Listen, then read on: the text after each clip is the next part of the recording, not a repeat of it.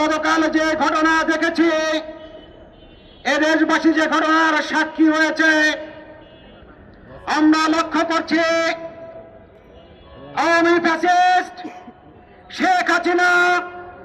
এদেশ থেকে পলায়নের পরে বিএনপি সেই স্থান দখল করেছে। তারা যে ঘটনা ঘটিয়েছে, আমি হুঁশিয়ারি উচ্চারণ করতে চাই, বাংলাদেশ জামাত ইসলামে কোন কচুরি পাড়া নয়, স্রোতের বেগে ভেসে আসা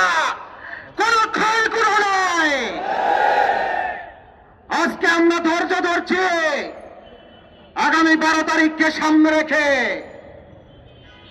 বাংলাদেশ জামাত ইসলামে ইসলামী ছাত্র শিবির এবং এদেশের মুক্তিকামী জনগণ যদি সিদ্ধান্ত নেয় আপনাদেরকে